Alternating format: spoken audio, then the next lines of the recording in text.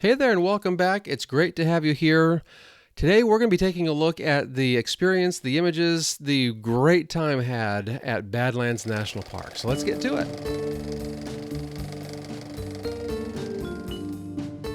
The landscape that you're going to find at Badlands National Park is pretty much like, I can't think of any other place to describe, except for maybe some other planet, where you can get everything that you find there at Badlands National Park.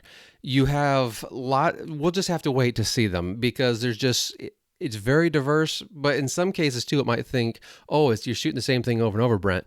But there's still some things that it's so different. It just feels so original all the time, especially when you're only there for a few days, maybe a week. The newness doesn't wear off like other places tend to for me. So that's one thing that I really do like about this region. This park is quite unique, and the landscape is definitely amazing. It is located in the southwestern part of South Dakota. You can see here on the map, I've got these gray items just south of the city of Wall, South Dakota. And there's certainly other things there too in the park. You're going to be able to take a look at, if you have the time, go ahead over to Mount Rushmore, maybe Wind Cave National Park. There's the whole rest of the Black Hills region just south of Rapid City there. Lots of great stuff. And don't forget Devil's Tower over there in Wyoming, just a little bit off of I-90. Lots of great stuff. And then that river, if you're interested in the Missouri River, there's bound to be some great things to shoot there. You could spend a month in this region and still not run out of things to shoot. The park is made up of 242,756 acres. Of that, there are 64,144 acres that are designated as wilderness. This is just where they're going to take an area and they're not going to develop it as much. You already think, I think anyway, as a national park, it's already set aside. The purpose is to preserve it, to keep it in its natural state as best as possible. But then with the designation of wilderness area, they go like 10 steps further with that. And they just have a lot less that's developed, a lot less that's done within those regions, within those areas. The southern units are co-managed with the Oglala Lakota tribe, and you can see there's a designation here on the map. The Pine Ridge Indian Reservation is in that whole southern area. There's a significant portion of the state of South Dakota that is this Indian reservation, and so you can see there the national park has some overlapping boundaries with that. So they co-manage that portion of the park. In 2019, there were 970,998 visits, and of the 63 national parks, it comes in at 28. And I'm using 2019 numbers because these are the numbers that basically are built on history, as it were, built on the standard idea. You can look back in the history and you can see the visitation numbers climbing a little bit each year, just about. And then, of course, 2020 happened, 2021 happened, and things are just going crazy stupid. And so the numbers are getting all jumbled up. So here in the next couple of years, we'll probably see the visitation rates even out again, and we can get back into what we would consider normal numbers. It became a national park on November 10, 1978. The park is very accessible too. You have this road, the Badlands Loop Road. It's that red road that stretches down from I-90, comes through the park, and then goes back up to I-90. And I took the opportunity to drive all the way out on I-90 down to exit 131. I wanted to see if I could get into that Minuteman National Historic Site Visitor Center for the Minuteman Missile. Unfortunately, they were closed. That really kind of basically ticked me off because everywhere else is open, especially in South Dakota. And for this area to be closed, I don't know. If you ask me my opinion, I say it's foolish. Just open the stupid thing up already. All right. So with that, I was like, okay, I just have to go down to the park and start shooting. And that was fine. So went on down to Ben Raphael Visitor Center, bought a few things. And then it feels like I was backtracking a bit because I drove that whole loop road all the way to this point, Sage Creek Campground. I chose to stay there. Now, this is after 12 miles on a gravel road, which in my Buick was not very fun to do. But I chose to stay there because it was free. And as I was making my plans and I'm looking at the budget and all sorts of things, I'm just like, well, I could add this. I needed a fourth location for my sabbatical project, and I was like, well, I could add a Badlands National Park. I'm already in the area, and as it relates to the time, well, I've got the time because I'm off work. And as it relates to money, well, it's just going to cost a little extra in gas and then, just packing a little more food or stopping at the grocery store a little more. So I'm always going to be doing that, always going to be eating. Doesn't matter if I eat at home or eat at camp. So I was like, yeah, I'll go ahead and add this since the lodging is free. And that was really cool. Another great thing about this campsite, it is right in the middle of a prairie dog town. And it just seemed weird because I'm setting up the tent and all these prairie dogs are coming. They're just barking at me, and I'm trying to find the best place to set up. And the nearest hole to one of their tunnels was about 6 to 8 feet away. It just seemed really weird, but it was also really cool. Thankfully, they also sleep at night, so they didn't bother me when I was trying to sleep. Since I only ended up being there for a few days, I only got to a few of the locations. But even for the few days I was there, I feel like I was really, really productive. The first place I shot at was Pinnacles Overlook. And talk about an awesome place to go for shooting. Just an amazing location. Awesome stuff. You can get out on top of the hoodoos. We'll see some of those pictures in a little bit. Excellent, excellent stuff. Also made it down to this region where the other guy popped up. It's not marked on this map, but there's this place called the Notch Trail. Wow, that place was way better than I expected it to be.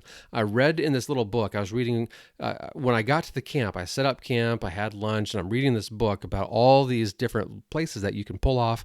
And whether it's just you walk 5 feet and there's this awesome vista, or maybe you have to get on the trail a little bit and you have to do a little bit of this, a little bit of that to go experience the place. Notch Trail is one of those places, and it ended up being probably 10 times better than was described in the little book that I got. I then went to this place, the Panorama Point. Now, that was pretty cool. I'll talk about some of the things that was a little bit frustrating there when we get to those pictures, but overall it was still pretty cool, just not as productive as the Pinnacles Overlook.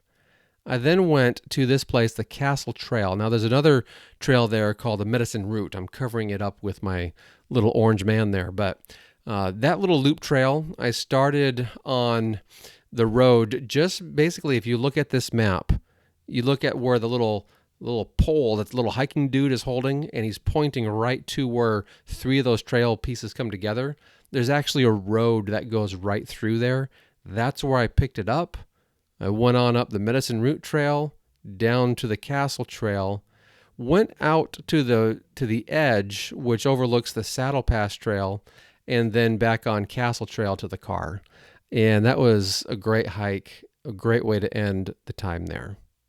And as you can see on this map, there's just a bunch of other locations to go and explore. And I definitely would love to go back, and hopefully would be able to do so and explore some of these other areas, because you get off the road and it's just amazing. Good stuff. And I suppose I should mention before we continue on with the pictures, this is only going to be here in the YouTube, but the 3 previous locations that I went to, that I visited on this road trip, were Isle Royale National Park, Minnesota's North Shore, and Theodore Roosevelt National Park. And I made those into presentations just like this, but I also released them in the audio-only version. This one is only going to live here on YouTube because I'm bringing a special guest onto the show to talk about this location, and he's got some of his own pictures that we're going to be talking about. We'll be talking about some of my pictures, and I just figured, let's shake it up. Let's have another guest come on and talk specifically about this and how basically both of our experiences in the park. I think that's going to be a great episode. So let's transition now to the photos. We're going to start here with the Pinnacles Overlook, and when you drive in, you've got this place where a couple of trails just kind of go out. I chose to go off to the right-hand side, and you just going on top of the different formations here. And that's one thing that just really impressed me about this place is how accessible these areas are. You can just go. And no, you shouldn't go purposefully trying to, step on things and cause all this extra erosion and things like that. That would certainly not be very good at all. But the restrictions are basically non-existent on where you can go. And I think that's just perfect. I love stuff like that. It's wonderful. So I came across this animal, this bighorn sheep, and he was just kind of milling about, and all of a sudden he popped over this ridge and was like, ah! So I'm getting these pictures as sunset nears, and it was just, I was wishing that he would walk around a little more, because what he ended up doing, he just nestled down and sat there and was just relaxing right there on the edge. And I was like, well, okay. I took over 280 images of him, but still got a few good ones just before he settled down and just was taking it easy right there on the edge. In this image, I really liked not only just the anchoring effect of the animal, it's looking off in the direction he needs to be looking, and then we have that leading line along the ridge, and then the shadow line takes you back up to the top of the image, and then those formations, those lines that are in the shadows areas, that brings you down right towards the beast again, and just a nice circular pattern. This next image here, just some awesome stuff of the overall landscape. As I kind of mentioned, I think before, where I'm just saying all of it is just so foreign and so new to me. Even though this is the first shoot, it's hard to get sick and tired of it in just a few days' time. Even I would say a week's time, if I had been able to spend there a full week, it would be hard for me to get tired of this, I think. In some areas, when I was in Minnesota's North Shore, I wanted to shake it up because I had shot waterfalls a whole lot, and I was just like, let's just go get something else. So I went to Oberg Mountain and then did the lighthouse there. But not the case. There was just always so much more to go and see and to experience here at Badlands.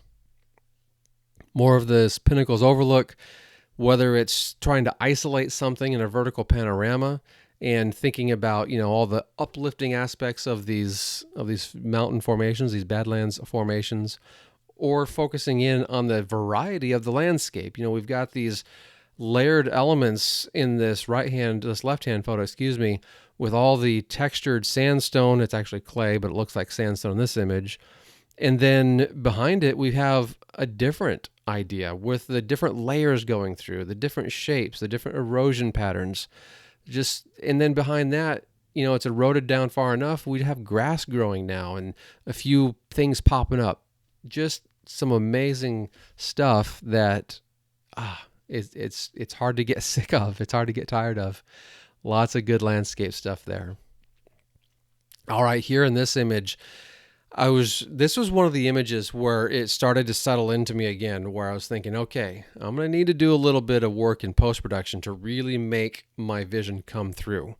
I first had this notion when I was in Theodore Roosevelt National Park, and I was shooting at the Painted Canyon area, and I had that backlit. There's a backlit from sunrise shot of the trees down in the canyon, and that's where I was like, okay, if I want this to come out, I'm going to be spending time in the computer. And this is another one where this is a couple days later. I was like, all right, I'm going to be spending time in the computer. Well, what I did first off is I took my finger over the sun so that it wouldn't cause flare in the rest of the image, and then took another frame with it all flaring, and then combined those two together. So there's nothing super fancy in this. It's just a simple combination, tripod mounted, of course, and simple combination in Photoshop, so those two images can come together. In this next image, way more complex because I'm doing a luminosity mask. And if you have an interest in that, I've got an episode coming up here shortly. It's going to be published here in mid-December, just before Christmas actually, where I'm talking with the publisher of the Lumenzia plugin. And we're going to be taking a look at luminosity masking from a beginner's perspective, because I just know there's a lot of people out there that still haven't gone that direction yet, because some kind of trepidation. I totally understand. I can feel your pain, so to speak, because, well, we'll get into it in that episode, but that time that you spend in the computer, and then of course, what do you do? And there's so many options. It can be totally confusing. Well, we're going to distill that down and break it down. And it can give you results that you just can't get otherwise. So if you have a vision and you're there and you're just like, this will never turn out because I've tried this a million times before. Well, go ahead and take a look at luminosity masking, because that is the ticket to getting a shot like this, where you get the detail, you're doing an exposure blend, and you get the detail coming through in a fashion that you want it to come through. So it feels more natural. It doesn't feel HDR-ish, and it feels more natural. And then, of course, blending in that sun, so it actually feels, again, hopefully it feels natural.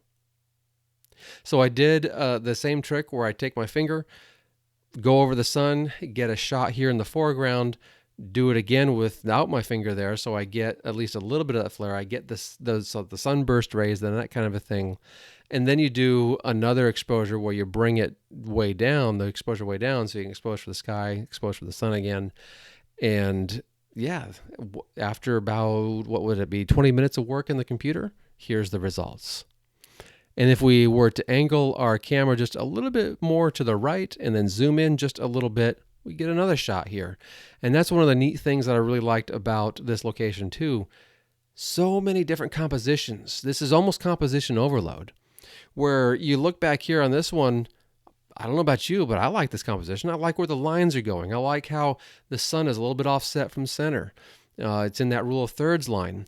We have then that line that comes down from the right-hand side and it points up a little bit, and that line that comes from the bottom and it meets where that's coming together. That's almost pointing right at the sun. And there's just, like I said, composition overload.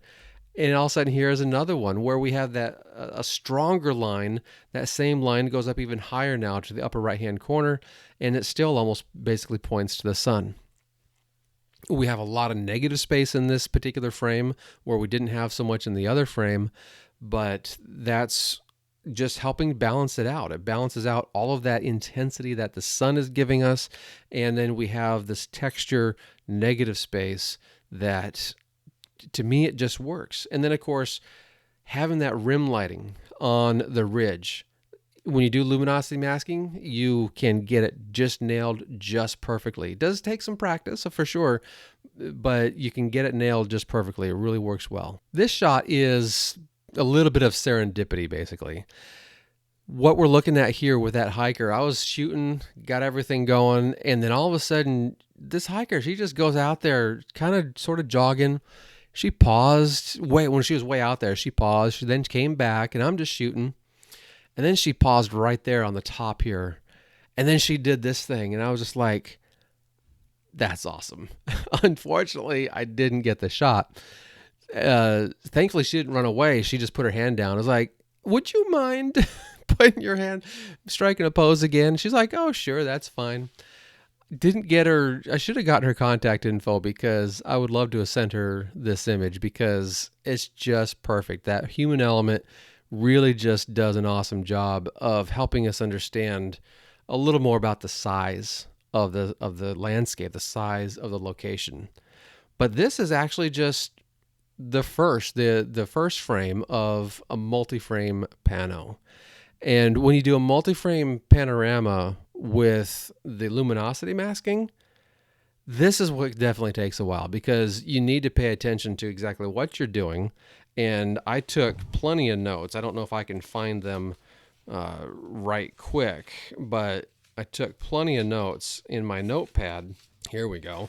And just all these different notes where I have the different settings going on and saying, this is what I did, then I did this, then I did this, as far as the different adjustments and different settings and luminosity masking.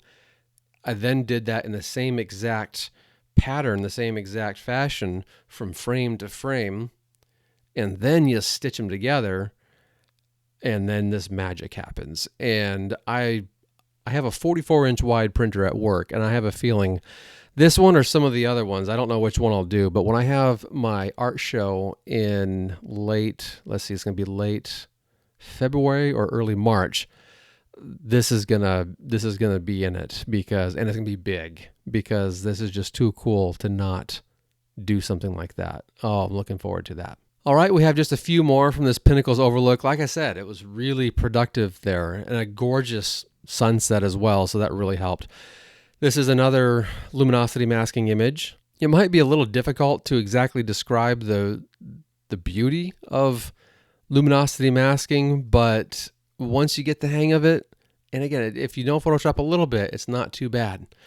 But being able to pick out those highlight details and bring in the exact level of intensity that you are looking for, that's the kind of control you get, and it is simply marvelous. A little bit of a black and white conversion as you focus in, you zoom in. And then, of course, this other overview with that other hiker there, not the same gal as before, but again, with all those different things just leading up to that person. Oh, just lots of eye candy. Love it. The textures, the shapes, the lines, all the color, it all works. It's all coming together really good. All right, this will be the last one from the Pinnacles overlook. And I then stayed, I should say I went back later, and I was able to get some star trails. They didn't turn out so well in the fact that I was facing south. I still have yet to work on the image that is of the Milky Way, but the ones where I did star trails, I'm just not as excited about it, because when you're facing south, the stars just pretty much go across. Along the bottom, they kind of have a curve that curves down, and at the top of the frame is a vertical frame. They kind of curve upwards. It just doesn't, I don't know, that frame just doesn't excite me, so I'm not even showing it here. All right, the next day, I went to the Notch Trail and created this image.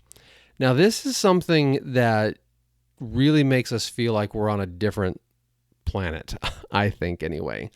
It just feels so different. Now, you might look at this too and say, Brent, you've really messed this up. You've really manipulated it. And sure, because of the light, because of the luminosity masking that I did here to bring out the details, to bring out the highlights, and to do this exposure blend. And it's, sure, I can understand there's going to be some differences from what you see versus, when you're right there versus what we're seeing here. There is an interpretation here a little bit. But that's part of the thing that I really like about this image, is how it became interpreted like that. It just feels so alien, and I actually very much like it that way. Certainly, as I improve my technique, there's probably going to be a few things that I might do a little bit differently, but I would only be looking at subtle things that I might change differently. This, of course, is just before sunrise. And when you're there, you walk in the trail, you're down in the depths of all these areas, going in the valley, as it were. You then come to this place where you have this ladder, this rope ladder, with rungs that are about that big around. Well, maybe slightly smaller, about that big around, maybe 2.5, 3 inch diameter. And it's on a rope, and it goes up a slope, and it goes nearly vertical at the very top. And so it's really easy to climb the bottom section, but when you get to the top, it's a little bit scary, especially when you're coming down. It's totally doable, but still a little bit different. And it was, when you get up there, that's where you see this. You can then walk on further in the midst of more of these items, but you see this right there. You walk just another 30 feet and boom, this is it.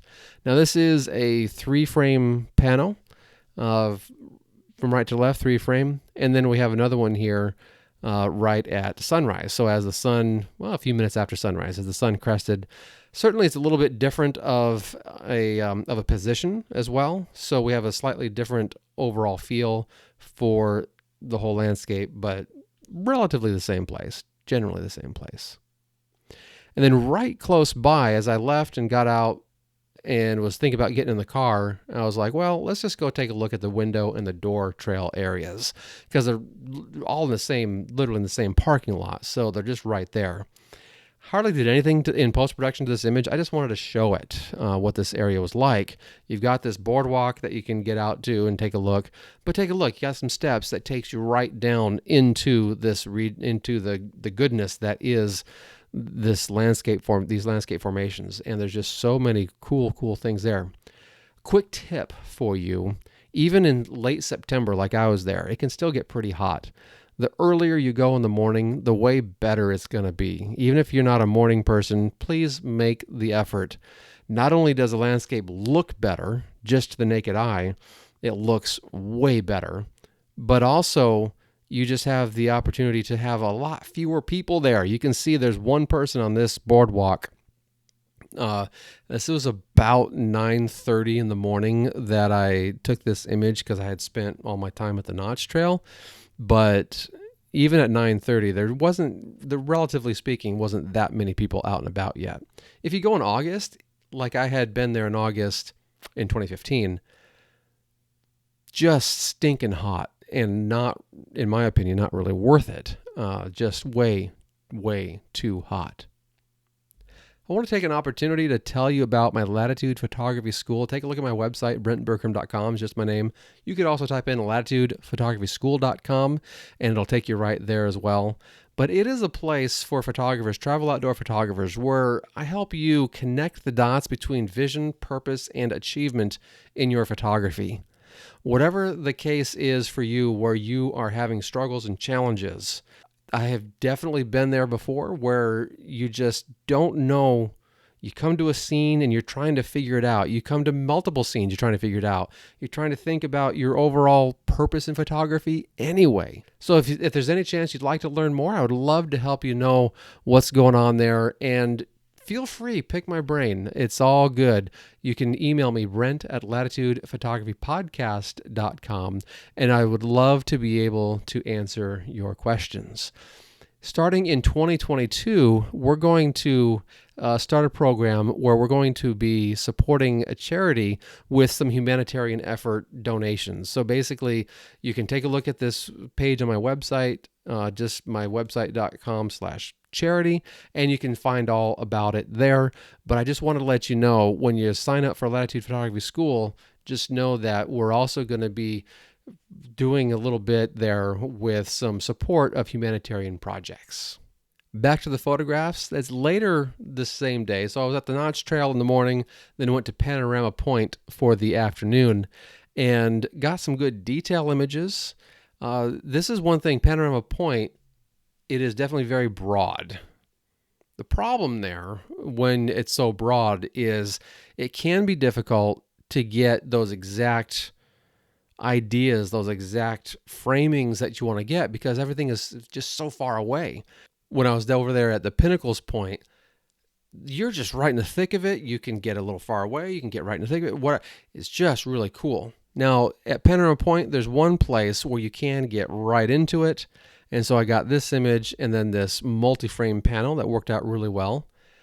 But this was about it. And as far as what was behind this, not much was exciting that was behind it. I was able to get out into one of these hoodoo formations, these Badlands formations, and get this shot. And this was the kind of thing, though, that kind of sort of was almost depressing for me, because this thing right here in the foreground, as I was looking at that, I'm just trying to think, what can I do to minimize this? Because actually the sun was pretty much shining pretty right directly on it. And then I have these other areas that are in shadow. And what can I do to just make that not look so ugly? I needed to be about 10 feet higher, then I would have been happy. It would have been great, but I couldn't do that. So what can I do? I kind of figured out, I'm there on site. I'm like, yes, these clouds are awesome. I want to include the clouds. It has to be a cloud shot. But then I was like, I bet you black and white is going to be pretty good here.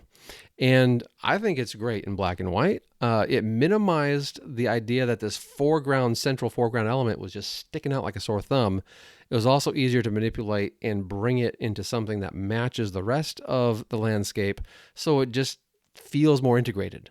And so that's why I really appreciated going to black and white here. And then, of course, the clouds. They're just awesome clouds. And that really helps make the shot, I think. So as you can see with these clouds, there was a good threat of rain. And I was looking at my weather forecast, and it was saying, yeah, you're probably going to get rained on. I started shooting on a Monday evening. So then this would have been Tuesday evening, the second day.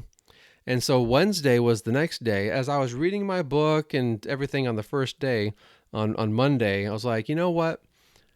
I'll easily be able to finish up by Friday, but maybe I could finish up on Thursday and I could leave Friday. Leave a day early. I was like, that'll be pretty cool. So I made that decision. I was going to go to these certain locations and I'm going to leave on Friday. Well, then Tuesday evening came around, Wednesday morning came around, and here's the shot that I made Wednesday morning. Well, the thing about that was I actually ended up waking up at about 4 to 4:30 Wednesday morning, and I looked at the weather report again, and there was this massive, huge bank of weather that was just coming straight towards me. It was a couple hours away, and it was already starting to get really windy. That's why I woke up. The wind was going like mad. And I was like, well, what do I do? I made the decision because I knew it was going to be some severe rain. It was obvious. It was forecast that way, and I could see the radar. I knew it was coming. And in this location with all that clay, if it gets wet, if it's just moist, it's not a big deal. But if it gets really wet, forget it. You're not going to be able to go hiking. Your boots are going to get super caked. I experienced this at Theodore Roosevelt National Park already, where the boots get super caked with mud, with clay mud, and you just can't hardly walk around. It's more like you're ice skating because everything's slipping and sliding so much. So I would have had to sit out all of Wednesday afternoon and probably some of Thursday morning. And so that's a full 24 hours where I'm just sitting there twiddling my thumbs. And sure, I could have gone into town, but my point and purpose of being here is to shoot these pictures and to have this hiking experience and make these photographs. So I made the decision, and I was like, you know what? I'm going to go ahead and pack up camp. Here it is, 4:30. I'm packing up camp, had a quick breakfast, and then I got out to this Medicine Root Trail area. And then when I was done a few hours later, by 9:30 or so, I was on the road heading back home on Wednesday morning. So it meant that I cut my trip even extra short. And so this is the area that I spent the least amount of time in, and I also got the least number of pictures, but I would still say, I'm pretty proud of the pictures that I did get.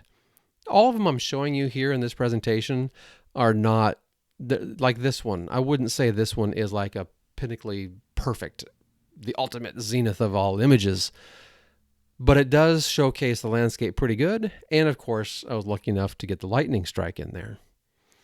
So this is on that Medicine Root Trail. And the reason I chose this trail, I needed something that was a little different from all of those Badlands formations.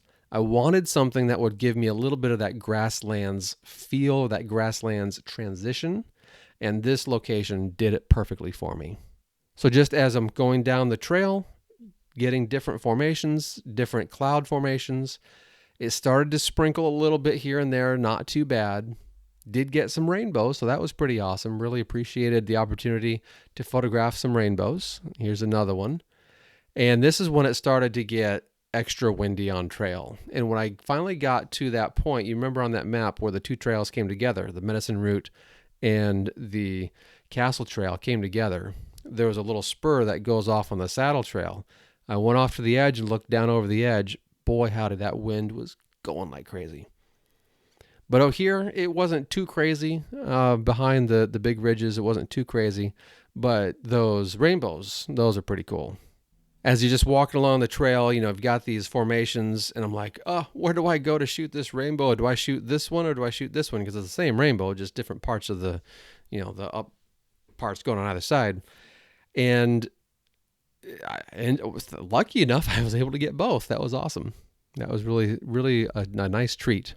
Coming back on the Castle Trail, this almost looks like you might think it's a lunar landscape or something like that. It just incredible stuff where you just I never anyway got tired of what I was looking at.